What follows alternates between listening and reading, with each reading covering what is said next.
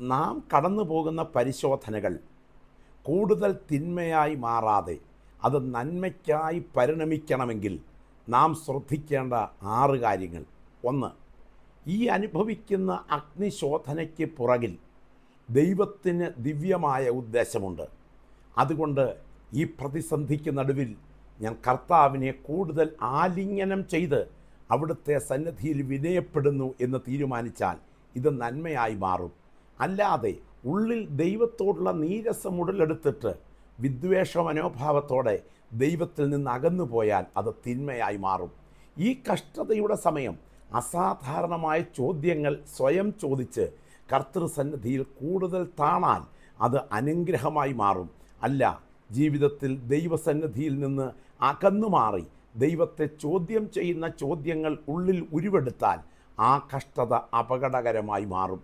ഈ കഷ്ടത സഹിച്ചുകൊണ്ടിരിക്കുമ്പോൾ തത്തുല്യമായോ അതിൽ ഭയങ്കരമായോ കഷ്ടതയിലൂടെ കടന്നു പോകുന്നവരുമായി താതാത്മ്യപ്പെടുകയും അവരുടെ ആശ്വാസത്തിനായി പ്രാർത്ഥിക്കുകയും ചെയ്താൽ ഈ കഷ്ടത അനുഗ്രഹമായി മാറും. അല്ലാതെ ഉൾവലിഞ്ഞ് സമൂഹത്തിൽ നിന്നും ഒറ്റപ്പെട്ട് ദൈവസന്നിധിയിൽ നിന്നും അകന്നു മാറിയാൽ ഈ കഷ്ടത ഒടുവിൽ തിന്മയായി മാറും. ഏത് കഷ്ടതയ്ക്ക് നടുവിലും പ്രാർത്ഥനയ്ക്ക് സഹായം ചോദിച്ചാൽ, ആശ്രയത്തിന് അടുത്ത് എന്നാൽ ഇതിൽ ഉള്ള വിടുതൽ ദൈവം ഇതിൽ തന്നെ കരുതിയിട്ടുണ്ട് എന്ന് മനസ്സിലാക്കിക്കൊണ്ട് പ്രാർത്ഥനയ്ക്കായി സമയം ചിലവഴിച്ചാൽ ഈ കഷ്ടത നന്മയായി മാറും. അല്ലാതെ പ്രാർത്ഥനാ സഹായം ദൈവത്തിൽ നിന്ന് പ്രാപിക്കുന്നതിനെ നിഷേധിച്ചുകൊണ്ട് ഒരു നിഷേധിയായി മുൻപോട്ട് പോയാൽ ഈ കഷ്ടത ജീവിതത്തിൻ്റെ അപകടകാരണമായി മാറും. ഏത് കഷ്ടതയ്ക്ക് നടുവിലും അനുഗ്രഹത്തിനായി ചില ചവിട്ടുപടികൾ ദൈവം കരുതി വച്ചിട്ടുണ്ട് എന്ന് വിശ്വസിച്ചാൽ ആ കഷ്ടത അനുഗ്രഹമായി മാറും.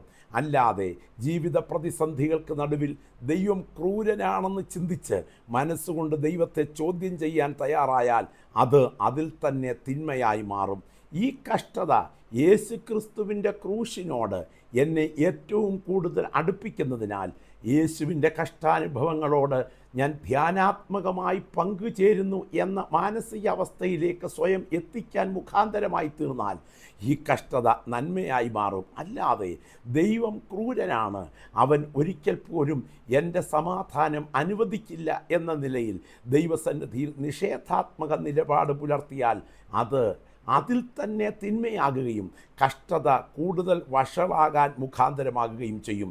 ഇസ്രയേൽ ജനത്തിൻ്റെ മരുപ്രയാണത്തിൽ അവർ വാഗ്ദത്ത ദേശത്തെക്കുറിച്ചുള്ള ദുഷ്ടവാർത്തകൾക്ക് മുൻപിൽ അലറിക്കരഞ്ഞപ്പോൾ ആ കരച്ചിൽ ദൈവം സഹിക്കാതെ ആ തലമുറയെ നശിപ്പിക്കും എന്ന തീരുമാനമെടുത്തതുപോലെ ദൈവനിഷേധാത്മകത കഷ്ടതയ്ക്ക് നടുവിൽ നിൻ്റെ ജീവിതത്തിൽ തുടർന്നാൽ അത് കൂടുതൽ ഗുരുതരാവസ്ഥയായി മാറും. അതുകൊണ്ട് ദൈവത്തിൻ്റെ ഹിതമാണ്, ഇതിൻ്റെ പിൻപിൽ എന്തൊക്കെയോ ദൈവോദ്ദേശമുണ്ട് എന്ന് മനസ്സിലാക്കിക്കൊണ്ട് നമുക്ക് ദൈവത്തിൽ ആശ്രയിക്കാം.